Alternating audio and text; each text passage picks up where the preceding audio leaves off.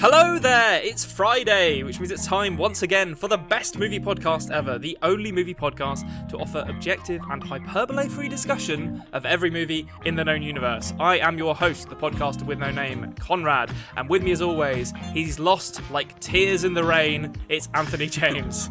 It's a me, Anthony. I actually got that quote wrong. I should have said he's lost in time, like tears in the rain. You know what? I'm paraphrasing.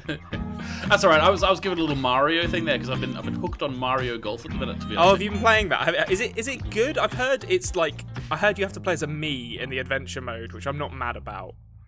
You do have to play me in the adventure mode, but that's because you're striving to get into the big leagues where Mario and with Luigi the big and boys. Bowser. Yeah, so you're playing against sort of like the side tier characters like Pink, Yoshi, and like Boo and stuff. Whereas when you get to the big leagues, Boo is not a side tier character. Thank you very much. Boo is one of my favorite characters in Mario Kart and Mario Tennis, for that matter. Well, yeah, but he's a beginner in golf. Let's say he's not the best at golf. Okay, he's only a newcomer to it. But what I will say is, Nintendo has somehow managed to make a version of golf which is really fun. So they didn't make up speed golf. Speed golf is in the game. Yeah. But they do have a thing called battle golf, which is just in a stadium and you're hitting the ball around trying to get it in the hole. And when one person gets that particular hole, you have to go to a different one. And there's like chain chomps running about and everything. It's really, really dynamic and fun. If real golf were like that, I would watch real golf. To be honest, yeah. Let's see fucking Tiger Woods deal with that shit. He can't because well, that's interesting. I would like to. I'd like to play that game at some point. But we're actually, well, it may surprise some of you to hear this. We're actually not here to talk about Nintendo games. We're here to talk about movies. And this week,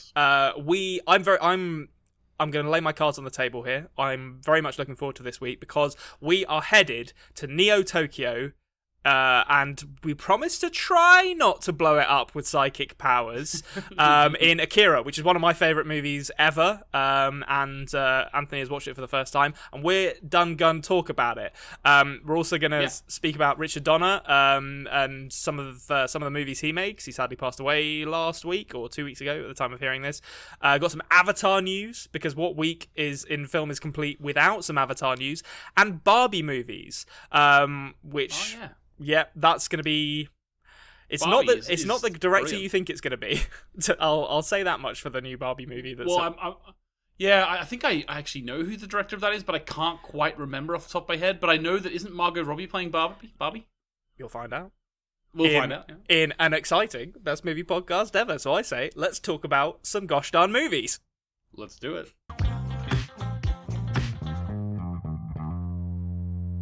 Movies. Let's talk about them. We've made a tradition in the past few weeks of talking about superhero movies when we open our new segment, and that gives me a very easy segue into mentioning that Richard Donner, director of Superman, sort of Superman 2, or well, he did direct Superman 2, he's just not credited for it. The Omen, The Goonies, a bunch of other really good movies, passed away at the age of 91 a couple of weeks ago, which is very sad. But he was a great director, and I think it's worth us taking a moment to reflect upon his library of films, because he made some absolute crackers. So for me, obviously, Superman jumps to mind first of all. Superman, like Richard Donner's films of Superman are the reason why, for the longest time, Superman was my favourite superhero. Yeah. It's kind of like your favorite color as a child. You don't want to give it up, you know, even though you should. You kind of. So Superman, I don't want to give up that he's my favorite superhero, but I find other superheroes more enjoyable these days. But he still is my favorite. I haven't gone back and watched those movies, but I think I would still love them, to be honest, because I'm a big I'm very like sentimental when it comes to Superman. Like, I think it's one of the reasons why I don't like the Zack Snyder DC movies is because, and I understand why. I understand the drive to try and make Superman a bit darker, a bit more interesting, but sometimes I like a kind of just positive outlook, blue sky. He's just a good guy trying to do good kind of superhero, and I think the Richard Donner Superman movies absolutely capture that. Both of them, to be honest, and he did direct both. He's not credited on the second one, but basically what happened was he directed them simultaneously and then had to stop about 80% of the way through Superman 2 to focus on getting Superman 1 finished, with the assumption that he would be invited back to finish it once Superman 1 released.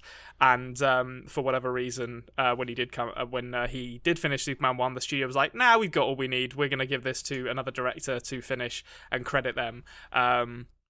That's which really shitty. was very shitty by, I can't remember which studio it was. Might have been Warner Brothers. Warner Brothers, yeah, potentially. Just any. I mean, insert studio here. Most of them are pretty shitty, to be honest. But yeah, so and also the director of The Omen, which is one of my favorite horror movies ever. The first, I remember watching that with my granddad when I was. He specifically invited me round to his house to watch first Night of the Living Dead and then The Omen, and I was probably about 11 years old. And you see a man impaled with like a priest impaled. In fact, a priest played by a former Doctor Who impaled with like some kind of pipe, and then the guy from Teenage Mutant Ninja Turtles 2 Secret of the Ooze, the British scientist man whose name I can never remember, get his head cut off by a sheet of glass. And I always think back to that and be like, I was not old enough to see these scenes of violence, but God bless him, my granddad showed them to me, and that set me on the path to George Romero and Richard Donner fandom. That reminds me of the time whenever me and my two brothers were like really like up to my dad, like, let's watch The Exorcist, come on, let's watch it. Yeah. And he was just like, okay, well, we'll see how far you can get. I was like 12 years old, my younger brother was 10, and my older brother was 14, and we sat down and watched The Exorcist. We still tease my older brother for this. He was 14, the oldest of us all. He left after 12 minutes. Me and my younger brother were told to leave by my father after an hour and 20 minutes in, when the serious stuff was about to go down. When you start getting to your mother sucks cocks in hell and, and all so we didn't leave. Like we were up for a stay. We didn't get scared. We were watching the whole thing, and my dad was like, "I think it's time you leave." I'm trying to think if anything scary happens in the first 15 minutes of The Exorcist. I don't think it does. It's just like very ominous. It's very atmospheric. Yeah. My older brother couldn't handle it. I mean, The Exorcist is a really scary movie. That still gets me, and I think actually The Omen is similar in that set. It's a lot more violent than The Exorcist, but it's similar in that just very, very sort of creepy, ominous atmosphere, and the amazing score as well, and of course The Goonies, which is, I think, a childhood. I wonder if kids now still watch movies like that, because The Goonies wasn't like a current film when I was a kid. I was born, I think The Goonies was 84, so I mean I was born a couple of years after The Goonies came out. I guess it was kind of current, but I think I know a lot of people where The Goonies is kind of up there with like Labyrinth and like Dark Crystal as a movie that holds a very special place in their heart. Yeah, it all just comes down to whether or not the parents are going to show them. Like we'll definitely be showing my son like Labyrinth and stuff. Yeah. Potentially The Goonies. My wife watched The Goonies when she was young, but I didn't. I saw it when I was an adult for the first time. And to be honest with you, I was just like, what's the difference between this and any children's film these days? I know it's technically better than most. Josh Brolin's in it, I'll tell you that for a start. Yeah. That is, let's be honest, that is. And Sean Astin is in it as well. Sean Astin, yeah. Yeah, so that is pretty good, to be honest. Sean Astin, of course, of Stranger Things Season 2 fame. But How dare you? Sorry, 50 First Dates. But yeah, I thought it was okay. Like, Hey You Guys and stuff. I definitely, like, I've got films like that. Like The Sandlot, for example, is one of my childhood films that I'll definitely. Oh, well, that's maybe one that you would watch and maybe not see as much in it as I do, because I've got the nostalgia fact. But my point is that all those little films from my childhood, I'm going to be showing my children. Yeah. So I think it passes on like that. You know what I mean? Yeah, I think you're right. And actually, I will say, The Goonies, I haven't seen that since I was a kid. I reckon it probably hasn't aged super well. Whereas I can categorically say Labyrinth and Dark Crystal are still good movies. That music, Labyrinth more so, definitely. That Bowie music. You can age that film as much as you want. That Bowie music is still great, as far as I'm concerned. Yeah. Also, there's stuff for adults too, because the whole bulge stuff going on. Oh, that's all. Yeah. Mother, may I? But yeah, so Richard Donner, gone but not forgotten. Like he had a very good run, made some very good movies, and if ever there was a time, if you haven't checked out any of his most famous movies, what better time than now to go and watch them, because he made some crackers. Now we've got an unprecedented news story here now. And it's unprecedented because I don't know what it is. I'm gonna throw to our man in the field, Anthony James, to tell us what the next news story is. Anthony? Hello, Konrad. Here I am down in the field. It's quite rainy, blustery down here, but there is a news story. Okay. And I think you'd be very interested in it. And basically, the news story is Bo Burnham, his new special Inside, which we talked about on the podcast maybe almost a month ago at this point. Yes. And we both were really, really high on it, loved it. Well, would you believe that it's being released in selected theaters in the USA. Oh, that's it's interesting. Being released in cinemas. Now, here's my question to you. I'm sort of answering the question before, but my theory is that it's being released in the cinemas in order to try and get him an Academy Award nominee for Best Original Song. Yeah, they did it with Roma. I think they did it with The Irishman. Like, Netflix have a pretty solid track record of giving stuff that they think has a chance at winning an Oscar a limited theatrical release to qualify for the Academy Awards. So yeah, I 100% think that's what they're trying to do. I wonder what it's going to come under. I guess best original music, probably. Best original song is an original Oscar. Song, rather. Yeah. Yeah, there is actually one for a song in particular, like the Shallow by Lady Gaga won a few years ago. Yeah. I think one from The Greatest Showman potentially won. There is one that comes out every year. There's a best song. Best picture. Why not? That's what I'm saying. I think it should be Best Picture. I think it should be too. I'm only very, very semily joking when I say that. I actually think, when it first happened, I was like, okay, obviously Best Song, but is there a chance, I don't think it'll happen, but is there a chance they'll enter it for Best Documentary? Is there a chance? It depends.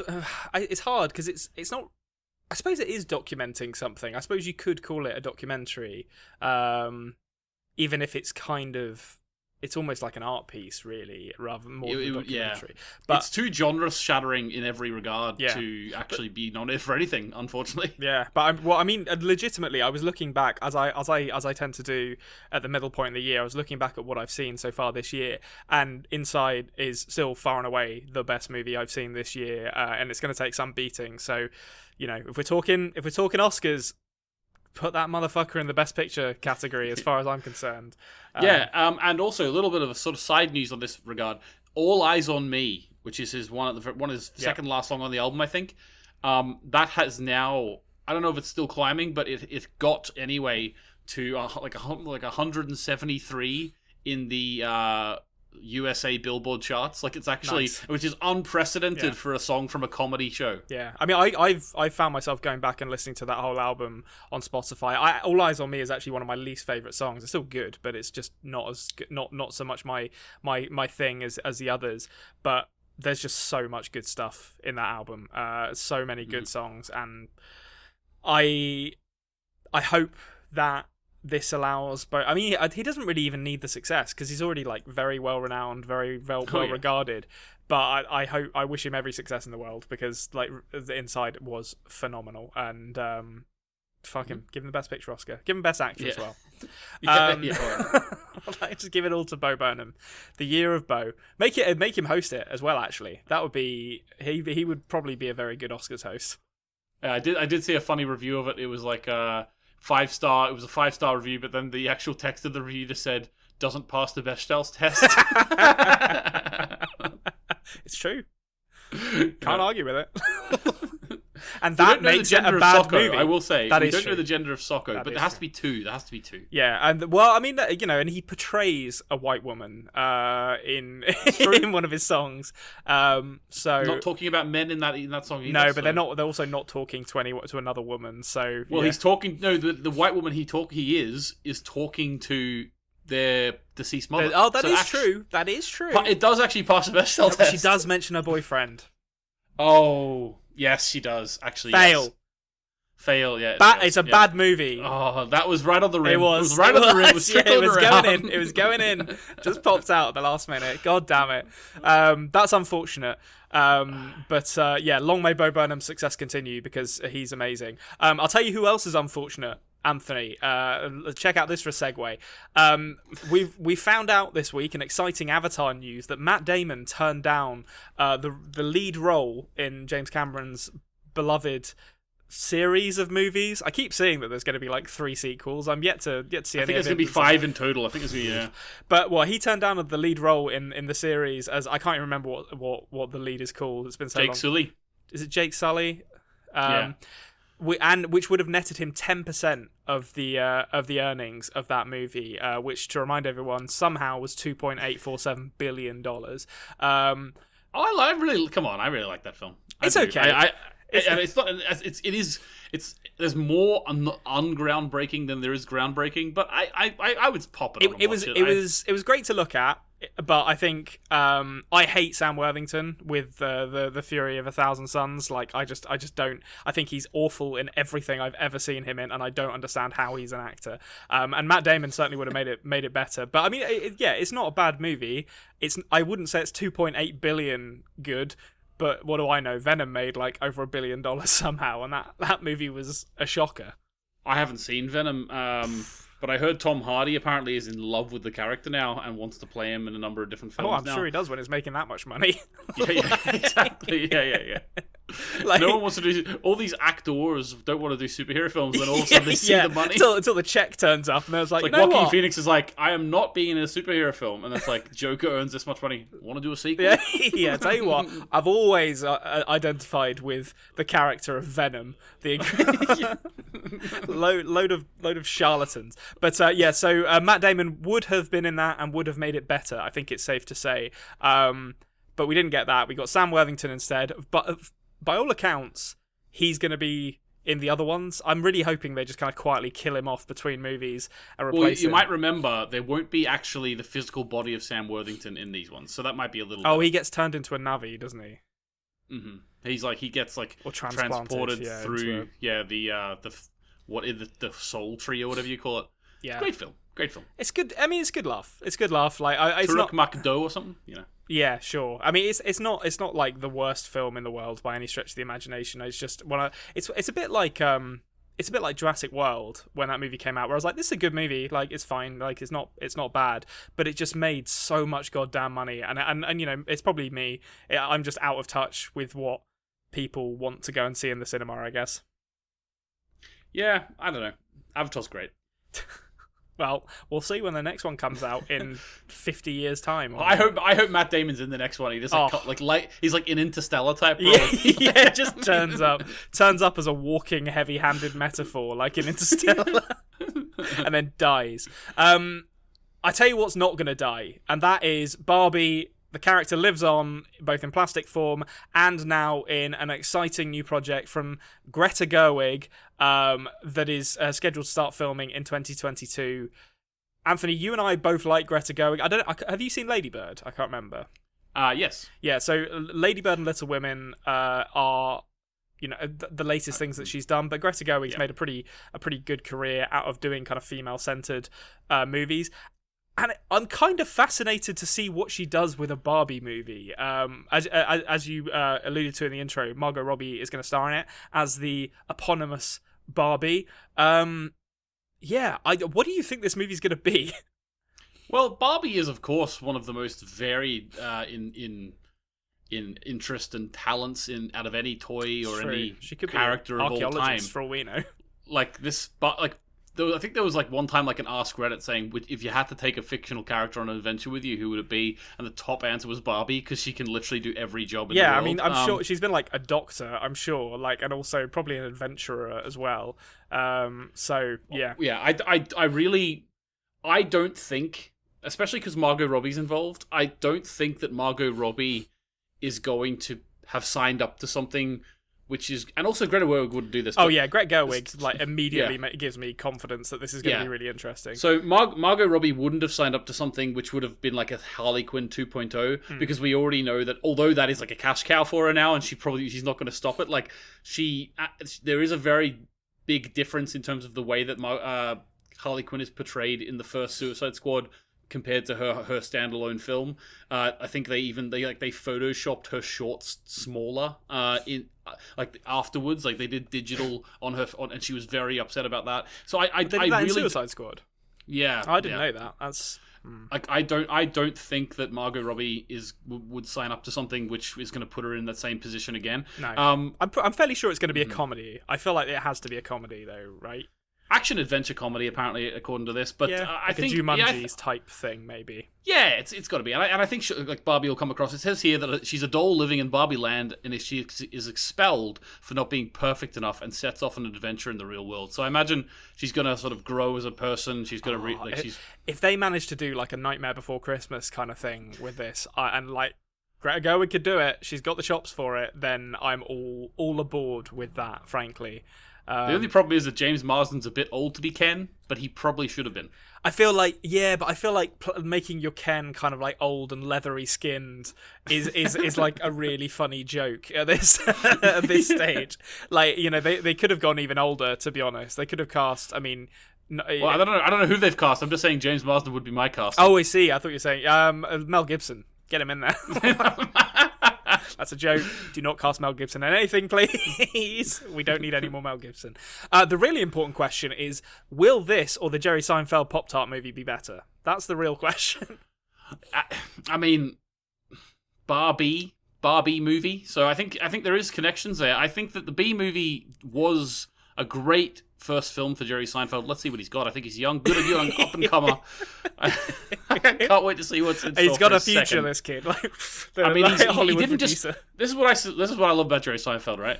He didn't just go right out the blocks. B movie, huge success. Obviously, some Netflix put out on their Twitter that some household watched it over 500 times in 1 year. Huge success, right? He didn't just go, you know what, all these movie studios want me now. I'm going to jump on and just do any old crap. He waited like 18 years. Waited for the right script. Waited for the right script. He's got it now. The Pop-Tart movie. I'm looking forward to it. Finally, I really am. Yeah. Well, I mean, I'm looking forward to Jerry Seinfeld teaching Greta Gerwig a thing or two about how to make presumably an action adventure animated movie also in the Pop-Tart movie. I don't know. We'll find out. I'm going to make a prediction. I think that the lead character of the Pop-Tart movie will appear more plastic than Barbie in the Barbie movie. Okay, nice. Well, is that a comment on their performance or a comment on? Okay, nice. Because I in my head, the Pop-Tart movie is going to star an anthropomorphized Pop-Tart. Like that's. Isn't it about the creation of the Pop-Tart? It wasn't created. It was discovered. There's like a little Pop-Tart man. If you're expecting me to do anything more than the most cursory of research into these news stories, you are going to be sorely disappointed. I saw Jerry Seinfeld. I saw Pop-Tart movie, and the rest is all. The rest's up to us. We're filling in the blanks here. Oh my god. Well, there you go. Yeah, Greta Gerwig making a Barbie movie with Margot Robbie starting filming in 2022. Keep your eyes peeled for that one because it's going to be interesting at the very least. I'll tell you what is also interesting, and that is this week's Back to the Feature. That's right. It's back again. Don't call it a comeback because it was here last week as well and the week before that. It is your favourite and mine. Back to the Feature! Right. Here we are. So, I'm not going to give you any clues ahead of this one, but I will say I love this movie. I'll take 5 clues, please. Yeah, I'll give you some clues. You're allowed to have 5, but no, I love this movie. It's going to stand in stark contrast to the last couple, where I kind of begrudgingly included them in Back to the Feature. Here, it was only Phenomenon, which was genuinely terrible. That's true. Independence Day, I will sit down and watch. I've not got that big of a problem. I just don't think it's a good movie, but it's fun. It's fun. Yeah. If you haven't seen this before, welcome to Back to the Feature. This is the exciting game show segment where I have selected a movie from 25 years ago today, and Anthony will have 5 opportunities to guess the movie. He will hear 5 clues. Each clue he hears will lower the score he will ultimately receive. And please, play along at home. I love to see other people's scores, see how well they did. Anthony, are you ready for Back to the Feature? I'm ready for a second time. I'm ready. Okay. 3 times. Nice. That's what I like. It's assertive to repeat it. Yeah. Okay. I just had to check my. At some point, I'm going to fuck up these clues, and I'm only going to realise it while we're reading it through, and we're just going to have to build this plane in the sky. But I haven't done it this week. So here we go. Clue the first. The character of Hiles in this movie was written as a parody of R. Lee Ermey's Marine drill sergeant in Full Metal Jacket, and after auditioning several actors for the part, they ended up actually casting Ermey himself for the role. Starship Trooper. R. Lee Ermey is not in Starship Troopers, but that's a great shout. That's a great shout. Oh, I always forget his name. The guy who plays Zims in Starship Troopers. He's in loads of stuff, and he's a great brute of a man. But it's not Starship Troopers. Lovely mention. Question 2. Danny Elfman liked the director's previous movie so much he agreed to do the score for this without even knowing what it was. Interesting. My question to you is, has Danny Elfman done any films with this director before? No. Okay. No. It's not the dynamic duo then. That no. I imagine Danny Elfman agrees to do what's his face Tim Burton movies sight unseen as well. It's like, yeah. Danny, I need you. Yeah, that's fine. I'll take half an hour out. Yeah, diddle a ding ding ding. That's what we'll do. Right. Let me see. Okay, well, I'm not actually that familiar with Danny Elfman's work outside of Tim Burton movies, so I'm just going to have to take a whack at it. So this makes me think that it's actually like someone's early enough in their career, the director, because Danny Elfman would have known, you know? I don't know. Something's telling me it's a Ron Howard thing. I don't know why. I know he started directing very young, but he sort of didn't really take off properly until the 90s. My first time I've ever done this, I'm going to pass. Okay. It's a perfectly respectable answer. Like if you can't think of anything, there's no reason to force one out. I was about to say Uncle Buck, but we'll pass. I will say for this movie, I think this is one of those movies. I think that if you haven't seen it, there's just no way you'll have heard of it because it's quite a cult movie. But I think the people who have seen it absolutely love it. Okay. So pass is acceptable though. So clue 3. This was Peter Jackson's last feature film before directing Lord of the Rings, which would release 5 years later. Okay, so I was right. It was earlier. I know Peter Jackson did like sort of 3 or 4. Yeah, he did 3 New Zealand movies before this, and then this. Okay, so I have seen a film. I don't know the name of any of them, so this might be, I might have it in spirit, but not in points.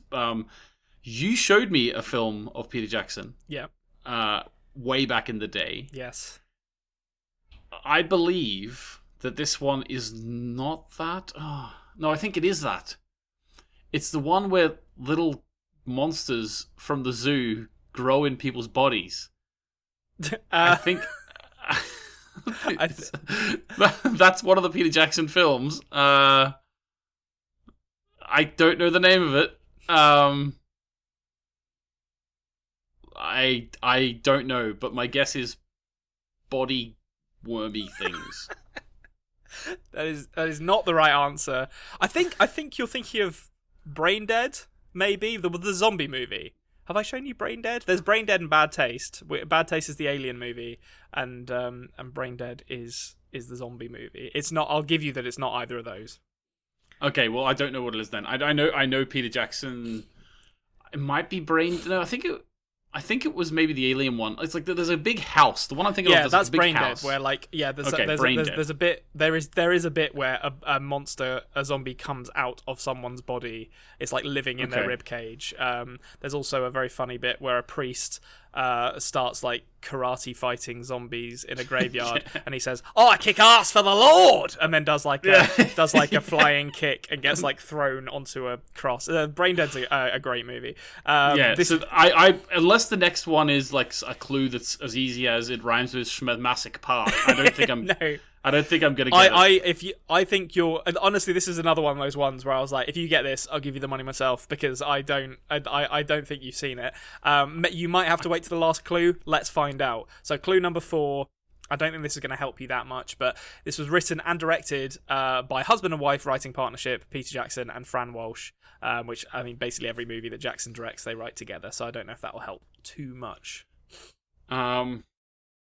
Yeah, it doesn't help me too. I honestly, I'm not going to get it. Like, I'm just not going to get it. I know Brain Dead. I've seen that film. I think that the fact that I've even seen one of Peter Jackson's early films is more than most people. Yeah, that's impressive that you've seen that. So I'll give you the last clue just so you can see if it jogs anything. But there's no shame in this. This is a lesser known film. It did make quite a lot of money actually. We'll discuss that in a second. But clue number 5. This was Michael J. Fox's last leading role in a movie.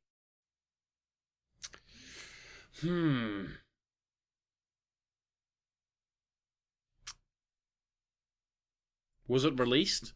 Yes, it was released. Back to Future 4. Maybe. Still time, Robert. His last leading Robert Zemeckis role. also produced this as well, actually, just as a little. Oh well, then there we go. That's how Michael J. Fox got involved. Yeah. I'm sure I would have heard the name before, but because I haven't seen it, it's just not springing to mind. Yeah. So let's say, okay, so you got Brain Dead, and what was the alien one called? Bad Taste. Bad Taste, Brain Dead.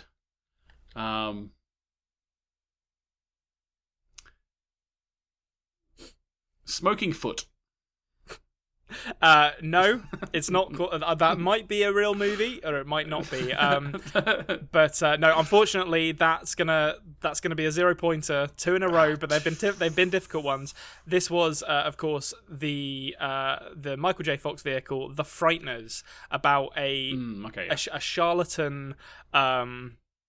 Like, what are they called? Like people who come into people's houses and be like, I can hear the spirits. Like mediums or something. Basically like a charlatan medium who gets into a car crash that kills his wife and discovers he can communicate with the dead, and then it starts being like basically haunted by a demonic spirit played by I can't remember the name of the bad guy, but it's got Jeffrey Combs. It is a great movie. It's one of my favorite movies in the 90s, and well worth checking out. And it made over $100 million worldwide, which I was surprised by. But it's one of those movies that I think if you haven't seen it, you've just never heard of it. But it's beloved by the people who have seen it. So I was thinking far too far back in Peter Jackson's. Yeah, you were thinking time. Like late 80s. I was thinking proper, just like make a film with anyone you can make a film with type days. You know what I mean? Yeah, get a bunch of New Zealand actors and stick them in a house and throw some blood around the place, which is very much my speed as far as filmmaking. No, it's good stuff. Like, but yeah, so that was The Frighteners. It's hard luck. It is hard luck. I hate to see you go home empty-handed. But there've been a couple of difficult ones. Here's hoping that we can get you back on track next week with Back to the Feature. Yeah, let's hope.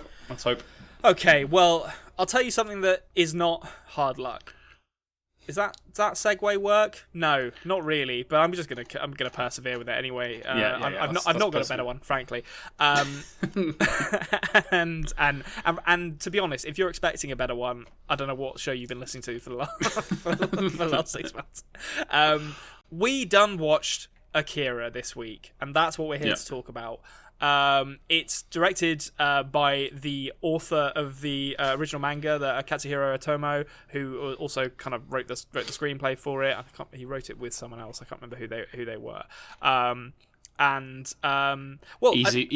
Hashimoto. Yes, that's right. And I was gonna like kind of talk through the story, but I think when I first saw this movie, this anime, I was probably about 12 years old, and anime had just started to come to like be released in the UK in like the mid 90s, and it took me about like 3 or 4 viewings to understand what was actually happening in it. So rather than me telling the story, Anthony, why don't you give us a go at like telling us what your interpretation of the story was, and we'll see how much you kind of grasped of it.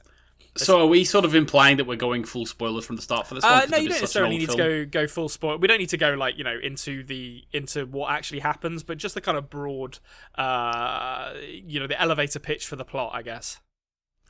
Okay, so basically, there's a place called Neo Tokyo, which is sort of sprung from the ashes of the former Tokyo, which seemed to be at the start attacked by some sort of nuclear bomb. Now, whether that was the case or not, we'll find out soon. Yeah. But in sort of the aftermath, although the technology and sort of the actual commerce of the city seems to have completely recovered, the city itself actually does seem quite post-apocalyptic to me. Yeah. And there's like biker gangs and like very hard, a lot of people on very hard times. It's set to the backdrop of student protests that are occurring. Yeah. It seems like it's very authoritarian now. The military is very heavy-handed with people, and it sort of starts off with this young biker group of teenagers led by Kaneda, and his friend Tatsuo, and what they do is they're chasing these clown guys. They're basically bike wars. Yeah. But upon one day where they're sort of chasing around and like sort of trying to get their own back over these bikers, they come into contact with a little child who looks quite old, like an old-looking grey-skinned child. Yeah. And you don't really know what's going on there. And in the collision or the meeting with this child, Tatsuo, who's a member of the teenager biker gang, gets taken by the military police because he's injured. And they start to experiment upon him. Yep. Yeah, I mean that's that's basically the elevator pitch. So I mean, really the only things to that's impressive that you've managed to kind of get that much from the intro, because a lot happens in the intro to this movie and it moves pretty fast, and the world that they build out in the movie is so broad and so kind of richly developed that it's easy to miss stuff. But yeah, so Tetsuo basically comes into contact with an individual called an Esper, who are a group of children-looking kind of individuals with telekinetic powers, and it soon becomes clear that Tetsuo has some kind of latent telekinetic abilities himself, and they begin to draw comparisons between him and someone called Akira, who we find out was responsible for the destruction of Tokyo that we see at the beginning of the movie, and his powers begin to manifest in increasingly destructive ways. But yeah, I mean that's essentially the plot. It's obviously far more complex than that, but that is it kind of is grounded in that storyline, but it goes to loads of different places. So I mean, did you find it easy enough to follow, or did you struggle at all? No, I didn't struggle with the setup. I think I don't know. I didn't find it very unfamiliar. Like I felt like maybe it was a sort of thing that I could follow on in terms of the political atmosphere and like there was obviously a lot going on. A lot of character. One thing I find when I watch, maybe if I watched this a few years ago, I wouldn't have got as much from it. But I'm so used to watching things from foreign countries now that all the names and stuff were just sinking in straight away. Yeah. So it didn't really. I will say this misconception of mine before going in. I thought before I saw this film, everything I'd ever seen had led me to believe that the main character, Kanata, was actually called Akira. I thought this was about someone called Akira, and this was the character Akira, which is really interesting. That's just the misconception that I had going in. Yeah. But overall, like I followed it quite easily enough. I'm sure there is, as you say, it's very complex. It's a lot like some dynamics which aren't quite sinking in. Like the fella who was with the Esper, who was sort of trying to kidnap him at the start. The role of his group, obviously they're just like a dissonant group who are trying to find. I understand like the broad strokes of that, but I would have to watch it again to fully get the motives of that group. You know what I mean? Yeah, and that's a good example of one of those kind of these like interweaving plot lines that essentially exists to highlight to show us parts of the world that they've built here. But I mean that's maybe it's because I watched it when I was quite young and I wasn't as kind of tuned into paying attention to certain plot points. But yeah, when I first saw this, I was like, so who's Akira? What's going on? Why is everything exploding now? Yeah. And it did take me a few watches. Did you watch? And this is a no judgment zone here. I like, because as we'll find out in a second. But did you watch with subtitles or did you watch the dubbed version? I watched the dubbed version, and I'll tell you why. Because my wife Emo was doing some sewing work, hand sewing while watching it, so we had to do it. This has got a very good dub. I watched the dub version. I grew up watching the dub version. I know. Like there are some kind of anime aficionados out there who are very kind of puritanical about watching subs, and I do think it's worth doing if the dub is bad. But in this case, I don't think there's anything wrong with watching the dub. I don't think there's that much lost in the translation. For me, to be honest with you, the dub versus sub discussion is much more important when talking about live action. In animation, I'm listening to the performance of either the Japanese actor or the English speaking actor. So therefore, I still am hearing someone's performance. Yeah. If it's a live action thing, then I'm seeing one person's performance and hearing another. I don't like that at all. Yeah, but like you can kind of get away with the animation side not. I wouldn't say not matching up with, but when it's like a live action performer and it's clearly not their voice coming out, that's very jarring, I find.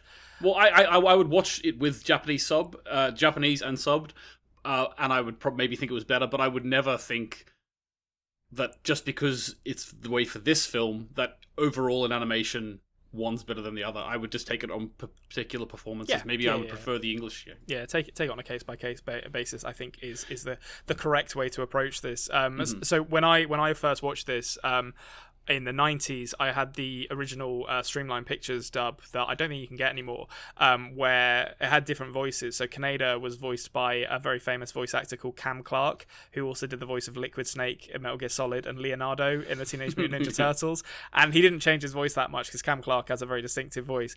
And it was kind of awesome hearing someone who was clearly Leonardo from the Teenage Mutant Ninja Turtles to playing Kaneda. I was very into that. You were waiting for him to ask for pizza and stuff. Oh, absolutely, yeah. Like I was. It was sad to hear Leonardo in such distress towards the end of this movie. Yeah. But yeah, so I mean, we won't get into spoilers just yet. But in terms of like the world that is depicted in Akira, like I love this. You've kind of alluded to it already, but this like kind of brutal depiction of a sci-fi future. Like it is sci-fi, but it's borderline apocalyptic. You know, there's definitely huge numbers of people who live in poverty, but yet it manages to kind of blend this dirty, grimy city with moments of almost like, you know, quite high concept sci-fi. So that, you know, these street gangs that are able to get these incredibly expensive bikes that have like electricity coming off the wheels and stuff. I think this for me, I love a cyberpunk world. For me, I think this is my favorite depiction of a cyberpunk world ever. How did you like kind of find the world? So obviously the first thing I noticed was it was very Blade Runner-esque. Like I noticed that straight away. I loved the animation. I thought it was the way that they did the lights of the bikes and the trails and like it gave the world a real mugginess, like a real. I felt like it was real. The air was thick, you know. It was staying behind. You can like smell the movie, like as you're watching it. It's I feel like if you touched something in Neo Tokyo, it would be sticky. That's the impression. The actual animation, like in terms of the actual design, the production design of the sets and the place that they're in, it was just incredible and real tactile and made me feel like I was there. But I will say as well, actually, I think where the animation really shined was in the more grotesque, sort of vision-y moments. So, you know, like so without going into too much spoilers yet, there's a character who has a few visions, and there's a vision where he falls to the ground and he sort of looks. There's a hole in the ground underneath him, and then all of a sudden, all of his guts fall out onto the pavement, and it was so visceral, and so the animation in that moment was really visceral, really tactile, and I made me nearly want to throw up, to be honest. Yeah, I mean, I think we'll probably come back to Tetsuo's visions. I don't think it's giving too much away to say it's Tetsuo who has them, because it's like he's a young man with telekinetic powers who gets experimented on. He has visions. But we'll come back to those because there's definitely some stuff in that I want to talk about with you. We can't move on really without discussing the animation quality of that opening bike chase sequence, which to me I think is still one of the most stunning like kind of action set pieces I've ever seen in animation, possibly in any kind of movie ever. And obviously Kaneda's bike is just one of the coolest designs of a vehicle I've ever seen. We talked about this a bit beforehand, but I would pay so much money for Kaneda's bike. I would bankrupt myself to have that vehicle. Yeah, like there's a reason why Tetsuo wants it so bad. Like it's so cool. Am I right in thinking that when it was parked, like that he folds it out a bit before sitting on it? Like was it folded up a little bit? Yeah, it kind of the kind of windshield kind of comes down like a cockpit, and the spokes kind of extend outwards a little bit as well. So it's the animation. There's so many like moving parts on it. It feels like a functional vehicle. And yeah, as I've said before, like when he starts it up the first time and he does like the kind of the wheel spin and the electricity starts coming off that front tire, and it's like that is such classic cyberpunk, because it's like what purpose does that electricity on the front tire serve? Absolutely none. Is my impression, but it looks fucking cool. So it made me realize that this bike is better than the rest of anything else. Like it's got a Top Gun sticker on it, so that's how you know that. And that is like, it's funny you mentioned Blade Runner before, actually, because this movie has a lot of like Western influence. Obviously Top Gun is kind of a bit of a joke, like it's not really influenced by Top Gun at all, but Blade Runner is definitely an influence on this in terms of the world it depicts. And I think it has that same griminess in the world, but it also, something that it does that Blade Runner doesn't really have, or at least the movie doesn't really have, the book from memory, I think the book does have a little bit of it. It's been a long time since I've read Do Androids Dream of Electric Sheep. But the fact that in almost every scene there is an establishing, or every scene that is kind of set within the rougher parts of the city, there is usually an establishing shot of some kind of crowd trouble. Like there's like protests, or there's just explosions, and it does this brilliant job of kind of conveying just this mounting dissent and unrest in this city, and the fact that it's kind of normalized for all of these people, and then when they eventually go to the school as well, and it's just the worst school you could possibly imagine. Yeah, it was absolutely terrible. Just I enjoyed it a lot more than I thought I would, to be honest with you. A lot of the time with anime, I find that I get recommended things and I watch them and they never live up to what I thought they were going to. Akira did for me, actually. I really, really enjoyed it, and I will be watching it again. I think there's a reason why this anime is the one that sort of broke the Western audience, absolutely. I absolutely agree with you that there's some anime that that comes with kind of asterisks next to it, where you're like, this is great, but it has some pretty troubling depictions of, sexual relationships, which is not to say that it's bad. A lot of the anime I grew up on has horrific moments of sexual violence, to be honest, but there's also like really cool action sequences. Well, this one had a little bit of that too, to be honest. It does, but I feel like this is a lot less. It's a lot more in service of a character, and it's not designed to be titillating. I don't think it's designed to kind of show a side of a character whose entire arc in this movie is a tragedy, essentially. I will say though, to be honest with you, I don't know how you feel about this, because you did see this so early in life. But for the first half an hour before things really got kick-started, I found the main group of teenage boys really unlikable. I'm going to be honest with you. Like, and of course that is also in the context of the situation they're living in. It's in the context of their life and how hard it is and the hardship they faced, and they've had to become tough to survive. Like I can see that, but the amount of other characters they were dismissing, especially women, they were dismissing, telling to shut up. They are not good to their girlfriends. One of their girlfriends gets completely sexually assaulted, and then the answer, whenever the sort of situation comes back a little bit under control, is that the boyfriend tells her to shut up and stop annoying him or whatever, and runs away. I just thought that they were quite unlikable at the beginning. Yeah, I think that's fair. I mean, they are they're street punks. I think it is by design, but I certainly understand that it's hard to find a protagonist to identify with in this movie. I guess it's Kaneda to a certain extent, but honestly, Kaneda's. Well, I think let's get into kind of spoiler territory here, because so we can actually talk about it. So if you haven't seen Akira, spoiler warning, we're gonna talk about like some spoilers in the story now. I guess Kaneda is the protagonist, but really his role is a very reactive one. Like he kind of just follows along with I've forgotten her name now. It's not Kaori, it's Kai. Yeah, the love interest I think is Kai. I think it's Kay. Is Kay? That's it. Kay. Yeah, it is Kay. He follows her along, and she's a member of this kind of anti-government resistance group, and he ends up fighting Tetsuo when he loses control of his telekinetic abilities at the end of the movie. But really, very little of what Kaneda does in this movie propels the plot forward. And yeah, I can totally get that it makes it hard. There's not really a kind of good guy to hang your hat on. And funnily enough, actually, how did you feel about Colonel Shikishima, the military kind of tough guy character in this? I actually, I don't know about what I think of him overall, but I didn't actually.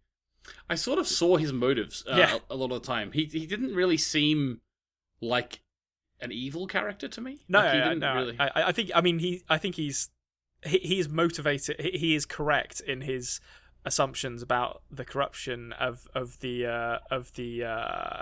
what are they called? Supreme Executive Council, and science pushing to basically create another Akira.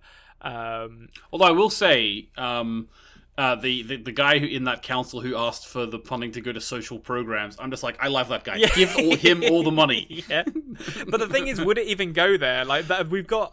I think that's one of the things we don't really get a lot of. We get Mr. Nezu, who is kind of an analog or not an analog for, but like a representation of the entire Supreme Executive Council. He's the corrupt politician who is feeding information to the anti-government group because he essentially wants to overthrow the government and install something that or destabilize the government so he can get himself more power. And I feel like his character is designed to kind of say no one in this Supreme Executive Council can be trusted. They are all corrupt, and put us in Colonel Shikishima's shoes. But I mean, talking about Shikishima, I think this is one of the only movies I've ever seen where there's a military coup, and I'm like, I'm kind of on the side of the military coup here.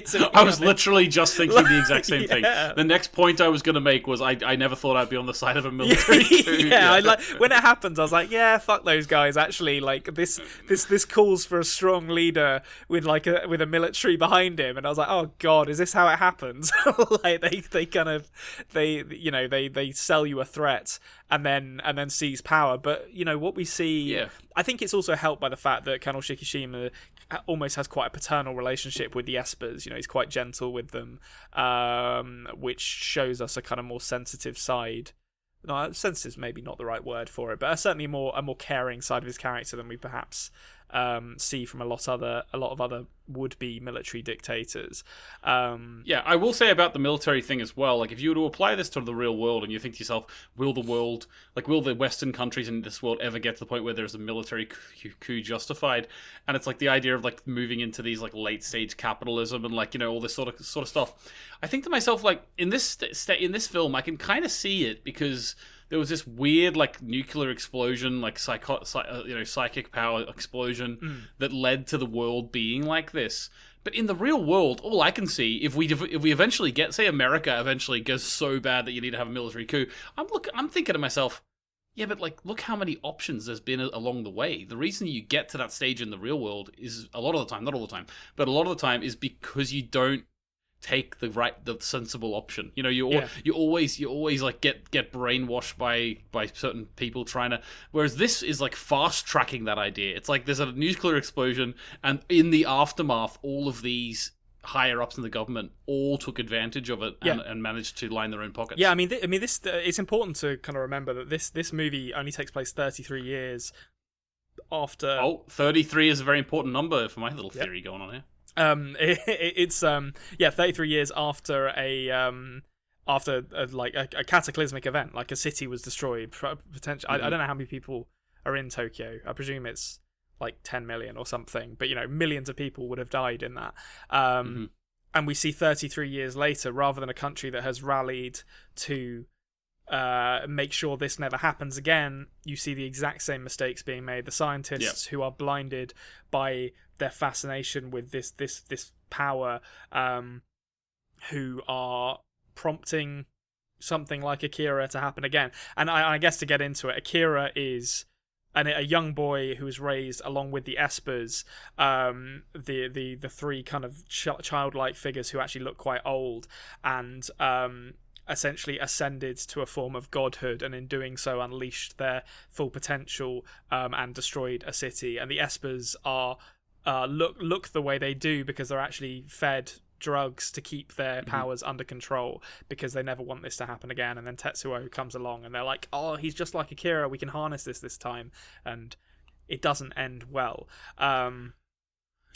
So I mean, there's two things that I really wanted to discuss here then. So I mean, we talked briefly about Kaori's character, the one who is sexually assaulted, beaten on the side of the road when Tetsuo tries to kind of run away with Kaneda's bike, and his response to that, once the rest of the capsule gang turn up to save the day, is to beat the biker, the clown gang member responsible within an inch of his life, while Kaori just sits off to the side. With no one to look after, and that is horrific, that scene. And I think it's I'm interested to see. I hesitate to call it an arc because she's literally only in like 3 scenes in the movie, but to me she's one of the most tragic characters in the movie, because eventually she pursues Tetsuo once he's begun to transform into this monster of technology and flesh, like Kaneda does. Kaneda pursues him to try and kill him.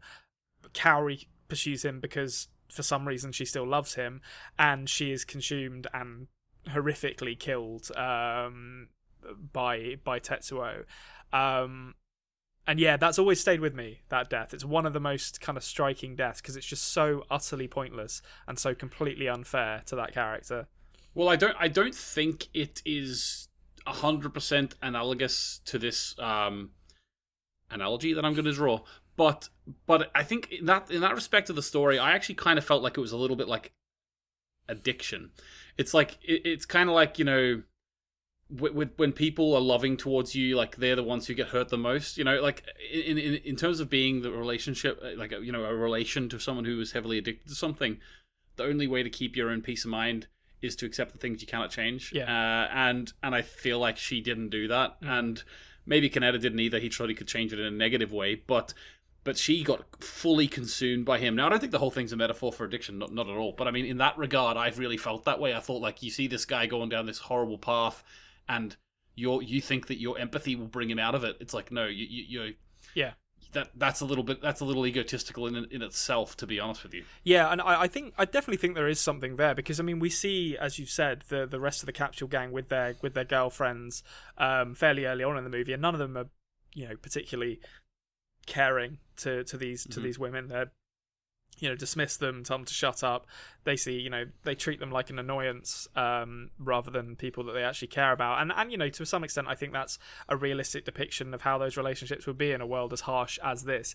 But to then see that taken to its most extreme kind of conclusion, where Tetsuo literally turns into this giant fleshy monstrosity of like kind of metal and flesh when he replaces his arm with some wiring, and her still go to him, and her just be just completely like killed in this horrific way is a really great moment, like a very profound moment for that character, and it's one that's definitely stayed with me. And the other thing that I wanted to talk about in talking about Tetsuo's final transformation into this huge like flesh monster, and how like striking that is. You touched on it briefly before, but the visions that he has. So the one that always like I'm always I love the most is when he is in hospital, and the Espers basically try to assassinate him because they know what he represents, and they come at him as like this giant teddy bear and this giant rabbit and this giant walking car, and they start like bleeding like milk out of their paws, and it's just so horrific, and I love that scene. Yeah, that was really cool. Like I thought it was genuinely another vision of his, but it seemed to actually be them sort of projecting this out to the world. Sort of I think even maybe physically carrying things to create them into these animals. But yeah, like that was really cool. I like the relationship of the Espers to Tatsuo, and then at the very end, whenever they're all like, you know, shit, we're getting out of Dodge as well, and they sort of travel in. In terms of the very, very end, I'm sure there are a lot of theories. I purposely didn't really look anything up before I talked about it, but I'm sure there are a lot of theories. Because I grew up in a Christian Catholic, you know, background and stuff, you know, lapsed now, of course, but grew up in that environment. The moment you mentioned 33 years, for me, I immediately start thinking of Jesus Christ, and I don't know how much. It's not by accident. I'm almost certain that's not by accident. Yeah. So like you have Akira, and they all talk about Akira as if he's God, right? They're talking about like Akira within us all. They're talking about like, you know, the little bit of Akira within us all. And then 33 years later, what you could call a child of Akira through the powers that the Tatsuo has, ascends to the same plane as Akira. It's the metaphors are really heavily put in there. For me. And you know, the final kind of sequence of the movie is essentially the Espers calling on the essence of Akira through the kind of preserved organs and they're not even really organs. It's like kind of biomechanical stuff in jars and like formaldehyde. But the Espers calling on the essence of Akira to come and take Tetsuo away to a higher plane of existence. And you know the similarities between that and like the crucifixion, this idea of something coming down and getting Jesus, or getting this kind of deity like figure, are very, very clear to me. And then the final shot of the movie before you get to the credits is these like galaxies flying past. That to me implies Akira and Tetsuo have ascended to a place where they control itself. They control the very like strings of creation. Like they can create galaxies if they want to. And it's, I think it's a really, I think that ending as well is something that I just didn't really grasp when I first watched this, and it's taken multiple rewatches to get. But I think that it's so brilliant. It so brilliantly like expands the scope of these powers, and just makes you look back at like Kaneda fighting Tetsuo with a laser cannon on a bike, and that's a really cool action sequence. But then to look at that and be like, humanity is so outmatched by this. Why do we keep messing with it? Why must we persist in trying to open Pandora's box when we're just going to be utterly destroyed by what we find?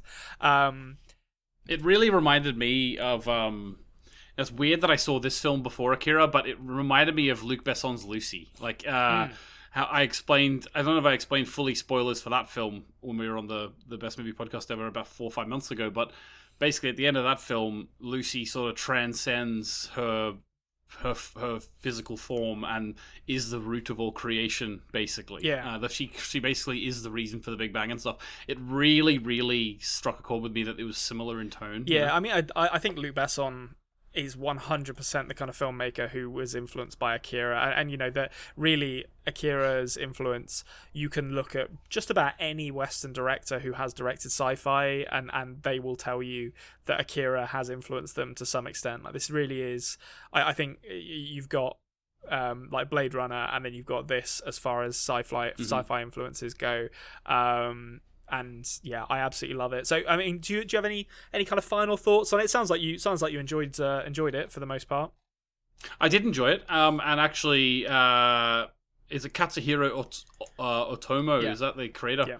Yeah, it makes me want to go and watch more of his stuff, because I genuinely liked it. Like, is the rest of his stuff as sort of far-reaching, or like maybe ambitious, I suppose? I actually don't think I've ever seen anything else that he's done, to be honest. I've certainly never read any of the mangas of this. Oh no, actually that's not true. I saw his adaptation of Metropolis, which is really good. That's well worth seeing. Very beautifully animated. It feels actually a lot less like Akira and a lot more like a Ghibli movie, but I think that's the only one I've seen of his. I'm looking at his other stuff now, and I think that's it.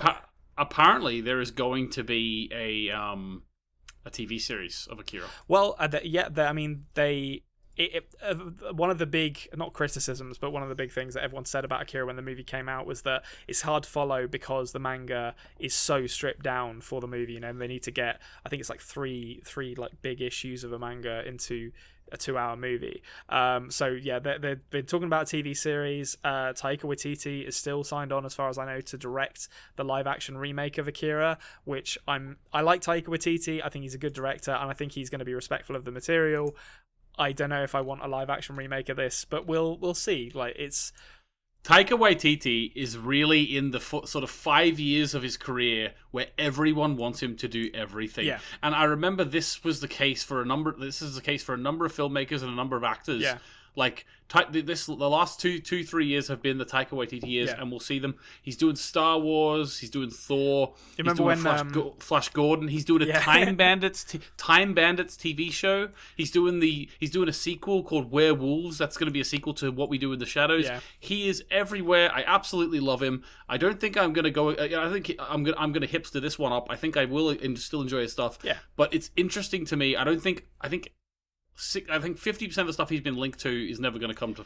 I mean, it puts me in mind of. Do you remember when District 9 came out and everyone was like, Neil Blomkamp direct these movies? And everyone was like, make the Halo movie. And And then, like 90%. Oh, actually, no. I think the Halo movie was already in production, and then they cancelled it, and they took a bunch of props from it to make District 9. But I mean, there was a load of stuff that Neil Blomkamp was linked to after District 9 came out, and I do get the sense that Taika Waititi to some extent is like the hot property in Hollywood at the moment, and a lot of it. I never thought Taika Waititi would become like the equivalent of J.J. Abrams in terms of how much stuff he's involved in. Like Reservoir Dogs TV series, he's the creator of that. Like it's crazy. But I mean, he's good. And if someone can do a live action Akira, I would trust him to do it.